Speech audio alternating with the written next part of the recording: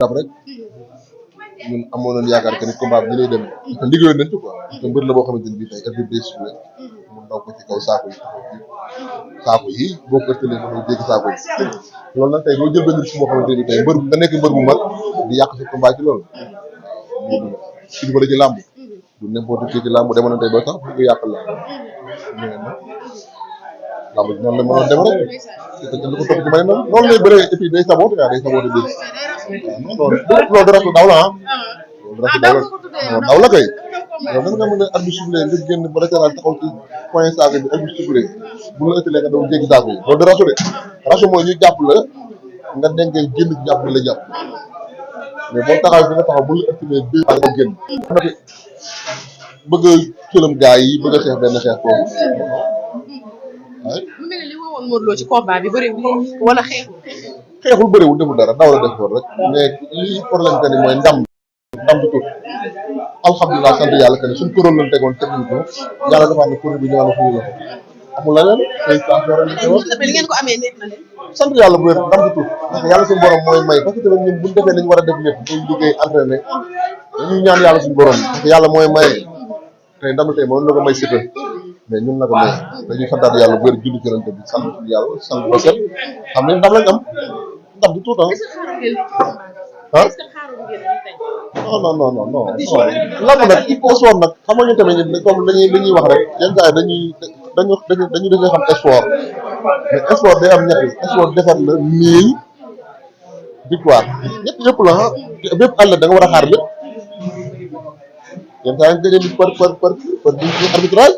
lamb la ba amul problème ah lamb la ay lamb yu mag jaaroon na fii ay ku mel ay combat yi kii taxaag yi xam nga yooyu yëpp day ñëwaat lamb daji day ñëwaat combat royal en général day doxee nii ay kii mais nag yow yaa mental boo ci génn quoi. léegi ñi wax ne combat bi combat sotti gis nañ ki nga xamante ne mooy Modou Lo am na promoteur sotti combat bi am na tamit ay reporter yi sotti combat bi non man gëmuma loolu sax non ay sot man sot moom mooy ñaari mbër yi ñooy bëre te tey ñoom ñaar tey gis nga liñ bëre Modou tey li mu doon def pour daan gaay def na ko li mu def Boy Niang wane na ko tey li mu def Ama Baldé def na ko tey mais Ama Baldé bi mu koy def dafa taxaw dëggal boppam parce que kii Boy Niang dafa taxaw dëggal boppam mais est-ce que si xaar na ko loola waaw loolu lay war a lijjanti nag xaaru ko loola moo tax tey lam mënul am waaw. combat bi jeex si taxaw ne moom moo am ndam. ah non moom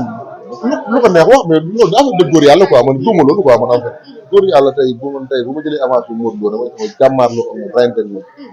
lu ma ci am jël mais du ma jël ci ay tappale taxaw ci ginnaaw saako arrêté daw reculé non non dépassé na foofu quoi waaw. combat bi remontation tey boo toogee lay gitaar bu dégg coow la tey naka lay def coow en tant que champion wala en tant que koo xam ne yaa ngi doon gunge Modou Lo. mais c'est normal combat royal la combat tey loolu combat bu ndaw de combat bu mag la ñu bëri combat royal la ñu bëri combat couronne la ñu bëri c'est normal combat ba mu am coow ah waaw moom coow mooy am na ndam am na ndam félicitation la ñuy wax encouragé waat gars équipe bi yëpp entraînement bi baax na staff bi baax na macha allah takkaat daal rek gën a liggéeyaat. waaw loolu rek moom ça dépend parce que ay ndaw la rek